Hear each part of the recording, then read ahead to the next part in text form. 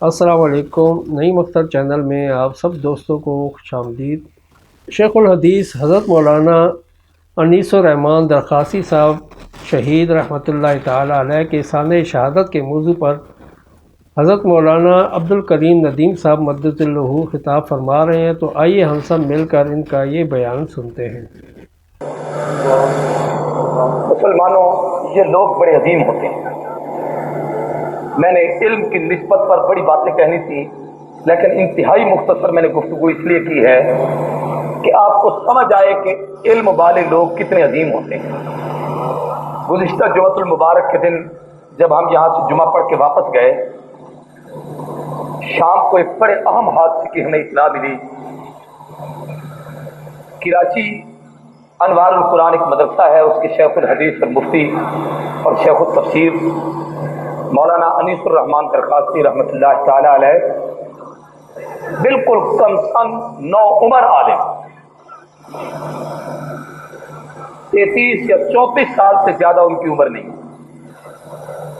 जुमा पढ़ाया अपनी मस्जिद के अंदर, जुमा पढ़ा के घर आए। घर से बाहर एक दुकान पर सौदा लेने के लिए गए। दो बदबख्त आए और उन्होंने मौलाना पर फायरिंग की और उन्हें शहीद कर दिया। उनकी मैयत वहां से खानपुर आई थी। इस मजमे में से अक्सर वो चेहरे हैं जो उस जनाजे में शरीक थे। सच्ची बात यह है कि हजारों का मजमा था। दरखास्ती मरहूम के जनाजे की याद वहां ताज़ा हो रही थी। अल्लाह तबारक व तआला कुछ लोगों को उम्र तो थोड़ी देते हैं, लेकिन काम उनसे बड़ी बड़ी उम्रों वाले लोगों के जैसा ले लेते हैं। हमारे अकाबिर में ऐसे लोग गुजरे। मौलाना अब्दुल हई लखनवी रहमतुल्लाह ताला अलैह लखनऊ के बड़े मुहद्दिस आलिम थे। हमारी अरबी की हदीस और फिक़ह की अक्सर किताबों के हाशिए उन्होंने लिखी है। उनकी कुल उम्र 32 साल थी। 30 और 2 32 साल। 32 साल की उम्र में फौत हुए। 32 साल की उम्र में उन्होंने इतनी किताबें लिखी हैं कि आज अगर कोई उनकी किताबों को सिर्फ नकल करना चाहे और 32 साल तक नकल करता रहे, वो 32 साल में इतनी किताबें नकल नहीं कर सकता। 32 साल की उम्र के अंदर जितनी किताबें लिखकर वो दुनिया से रुखसत हो गए। इतने बड़े मुतबहर आलिम। ये कोटद्दू आपके जिला मुजफ्फरगढ़ का एक शहर है, इसके करीब एक छोटी सी बस्ती है पिरारा। उसमें एक आलिम थे मौलाना अब्दुल अजीज बिरहारवी रहमहुल्लाह। 500 उलूम पर हावी थे, 500 मुख्तलिफ उलूम व फनून पर। इल्म हिंसा पर, इल्म रियाजी पर, इल्म तफसीर पर, इल्म हदीस पर, इल्म फिक़ह पर, उसूल हदीस पर, उसूल फिक़ह पर, इल्म मानी पर, इल्म फसाहत पर, इल्म बलागत पर, इल्म बदी पर।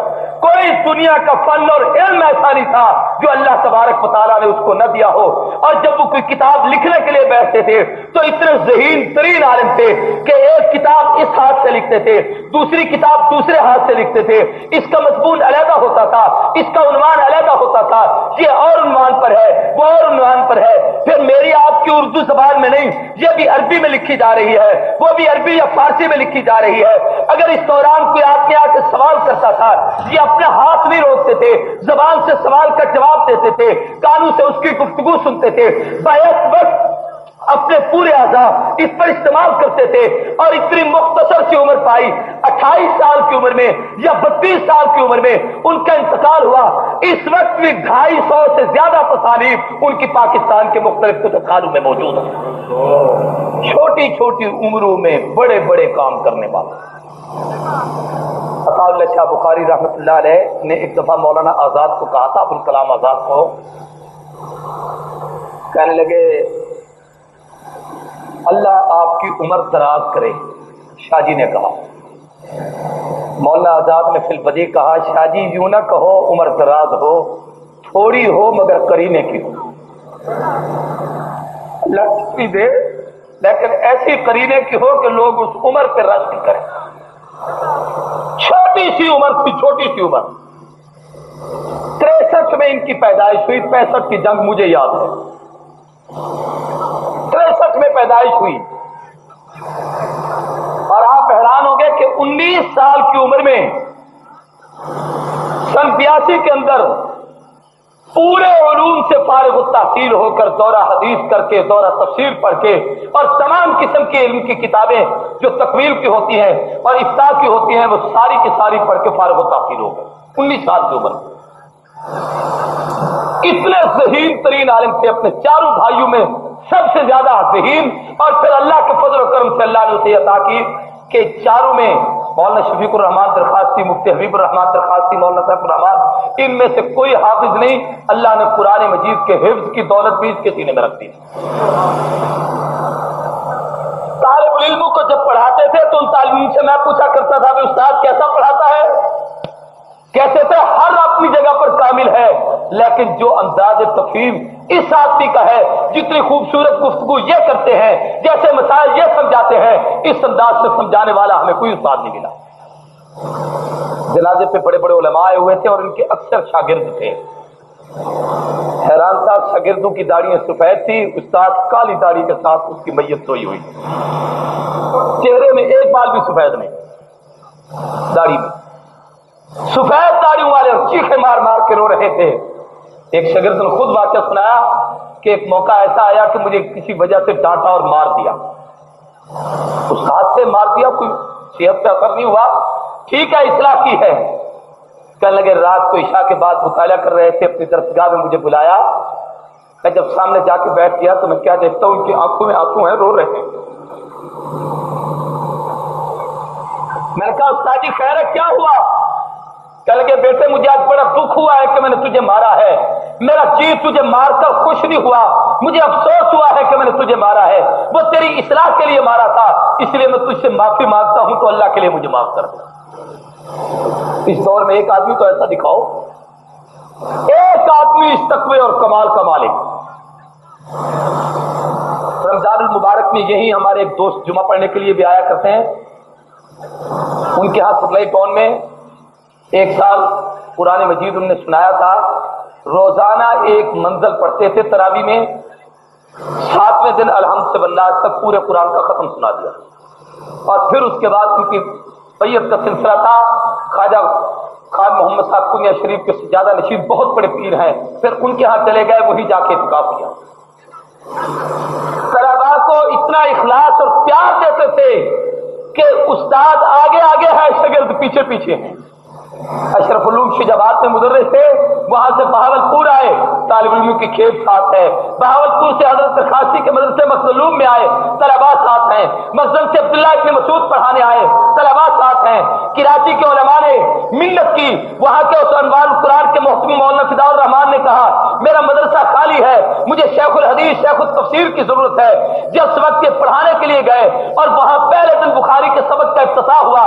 तमाम इलाके के शहर कराची बहुत बड़ा एक मुल्क है, जिसमें बिल्लोरी टाउन जैसा, जामिया फारूकिया जैसे, दारुल जैसे कई बड़े बड़े दीनी इदारे हैं, बड़े बड़े मुहद्दिस और उलमा वहां पर रहते हैं। उन सबको जमा किया गया कि आज दर्स बुखारी का इफ्तिताह होगा।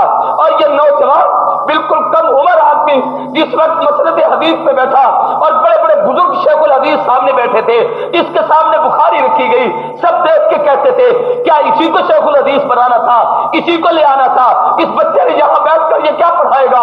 जिस वक्त उसने बुखारी का पहला दर्स दिया, उलमा अंगुश बदलता थे, शर्जर होकर बैठ गए और कहने लगे कि वाकई तुमने एक अच्छे आदमी का इंतखाब किया है। वहां पर 4-5 साल तक हदीस और तफसीर का दर्स देते रहे। 3-3, 4-400 तालिब इल्म कुरान मजीद की तफसीर पढ़ने के लिए आते थे। और ये अल्लाह की तकसीम होती है कि खुदा ने कुरान की खिदमत भी ली, हदीस की खिदमत भी ली, तशरीफ के मैदान में ज्यादा काम न कर सके, कुछ किताबें ऐसी लिखी, उनमें सबसे पहले एक हदीस की किताब लिखी जिनमें 6 हदीस मुरतब की कि रसूलुल्लाह ने फरमाया जो मेरी 40 हदीसों को मेरी उम्मत तक पहुंचाने का फरीज़ा सर अंजाम दे, मैं कल क़यामत के दिन उसकी सिफारिश करूंगा। फिर कलमे हक के नाम पर किताब लिखी जिसके अंदर हुकूमत की वो तमाम गैर शरी इस्लाहात उन पर कड़ी तनकीद की, उसको शरी नुक्ता निगाह के साथ वादे किया। और जब इस साल तफसीर पढ़ाने के लिए बैठे, अल्लाह शायद चाहते थे कि इसका ये इल्मी खजाना उम्मत में दुनिया तक बाकी रह जाए। उस दिन से एक तालिब इल्म ने उस पूरे दर्स को रिकॉर्ड करना शुरू किया। 250 कैसेटों पर अलहम्द से बन्नास तक पूरे कुरान मजीद की तफसीर रिकॉर्ड हो गई। छोटी सी उम्र में खुदा ने इतना बड़ा मकाम दे दिया। अल्लाह की अता है, अल्लाह जिसको दे। کم سن چھوٹی عمر والے بڑے بڑے کام کرتے ہیں. تیرا عاشق تو اے شمع پروانہ ہے، تیرے شعلوں سے کھیلے گا مر جائے گا. جان چھوٹی سہی تیرے پروانے کی، پر بڑے سے بڑا کام کر جائے گا. چھوٹے ہو کر بڑے بڑے کام اللہ ان لوگوں سے لیتا ہے. عجیب زندگی گزاری. ہمارے بھائی عبداللطیف مغل ہیں، یہ ہم اسلامی کیسٹ ہاؤس والے، ان کے ایک دوست مولانا کے شاگرد ہیں، شمس الرحمان اس کا نام ہے، اور وہ بچہ بھی جنازے پر یہاں آیا ہوا تھا. طالب علم عالم ہے، دورہ آخری سال ہے اس کا، حدیث کی کتابیں پڑھ رہا ہے. کہنے لگا جمعرات کے دن جب سبق پڑھایا، جمعہ کے دن ظہر کے بعد شہید ہوئے. جمعرات کو سبق پڑھایا تو دوران سبق کہا کہ میں نے ایک خواب دیکھا ہے.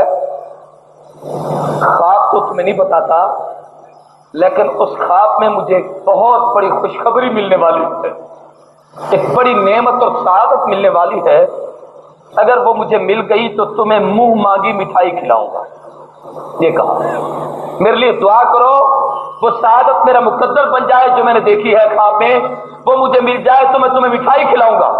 یہ کہا اور پھر اس کے بعد اکابرین کے واقعات شروع کر دیے. علماء کے حالات بیان کرنا شروع کیے کہ ہمارے بزرگوں میں کون کون کتنے بڑے بڑے عالم تھے. شیخ الہند کا علم کیا تھا، مدنی کا علم کیا تھا، عبید اللہ سندھی کا علم کیا تھا، مفتی کفایت اللہ دہلوی کتنے بڑے عالم تھے.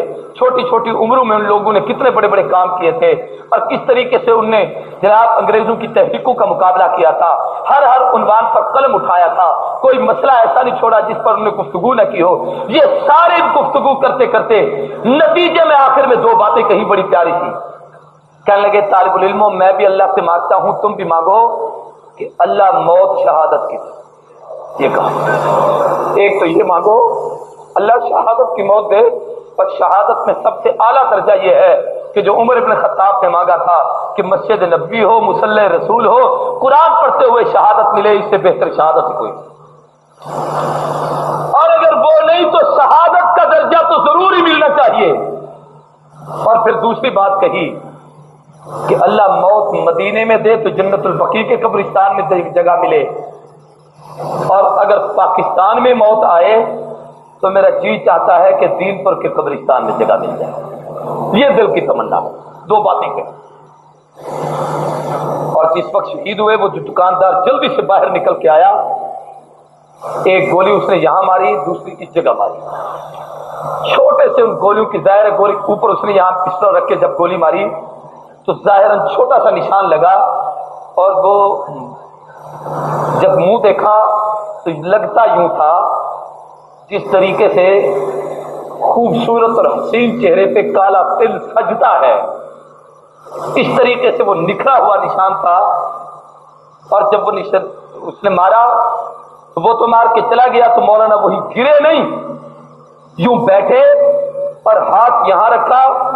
دکان کا راستہ ایسے تھا، کعبے کی طرف منہ کیا اور منہ کر کے کہا اللہ، ایسے کر کے سوئے اور وہی روح برباد ہو گئے.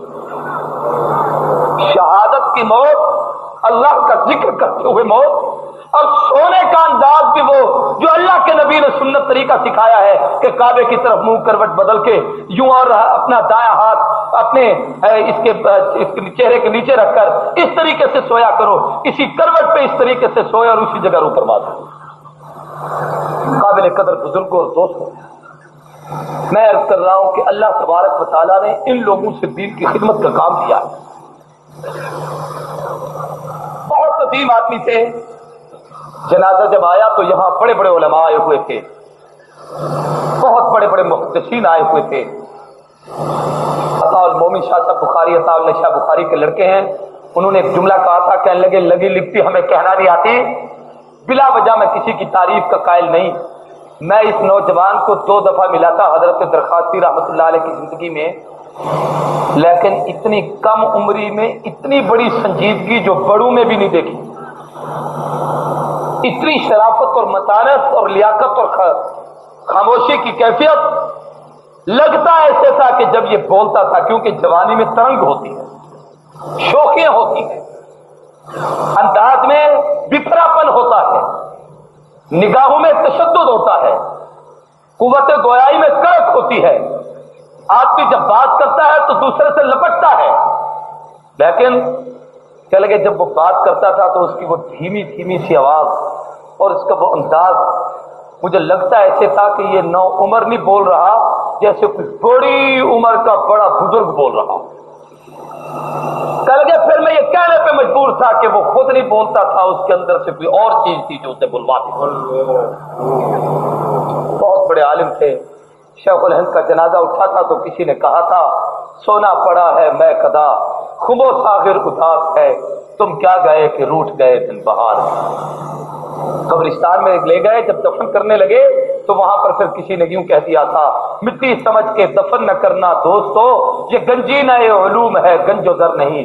یہ مٹی سمجھ کر ہم نے ایک مولوی کو نہیں زمین میں اتارا، علم کا بہت بڑا خزینہ چلا گیا ہے، اور پھر اللہ نے جگہ بھی ایسی دی کہ جس جگہ مولانا عبید اللہ سندھی اور حضرت درخاستی جیسے لوگ جس سب پہ سو رہے ہیں اسی پہلو میں اللہ نے سونے کی جگہ دے دی۔ فادخلی فی عبادی وادخلی فی جنتی، اللہ کا قانون بھی یہی ہے کہ قیامت کے دن اللہ کہے گا آؤ میرے پہلے میرے نیک بندوں کی صف میں شامل ہو جاؤ، ان کے ساتھ جاؤ، جب ان میں اکٹھے ہو جاؤ گے پھر ان کے ساتھ مل کے جنت میں چلے جاؤ۔ آج جہاں اللہ کے بندوں میں سویا ہے کل صبح اٹھ کر اللہ کے حضور جنت میں چلا جائے گا۔ میرے قابل قدر بزرگوں اور دوستوں، علماء قابل احترام چیز ہے، لیکن جو قابل غور بات ہے وہ یہ ہے کہ اتنے بڑے حادثات، اتنے بڑے واقعات، یہ جو کچھ ہو رہا ہے اس کا علاج کیوں نہیں ہوگا؟ ان بدبختوں کو گرفتار کیوں نہیں کیا جاتا؟ انہیں قرار واقعی سزا کیوں نہیں دی جاتی؟ حضرت علامہ عبد الکریم ندیم صاحب مدظ العالی بیان فرما رہے تھے۔ آپ سب دوستوں سے گزارش ہے کہ میرے اس چینل کو سبسکرائب بھی کریں، لائک اور شیئر بھی کریں تاکہ دین کی باتیں اور دوستوں تک پہنچ سکیں۔ آپ سب دوستوں کا بہت شکریہ۔ ملتے ہیں ایک نئی ویڈیو کے ساتھ، تب تک کے لیے اللہ حافظ۔ پاکستان پائندہ باد۔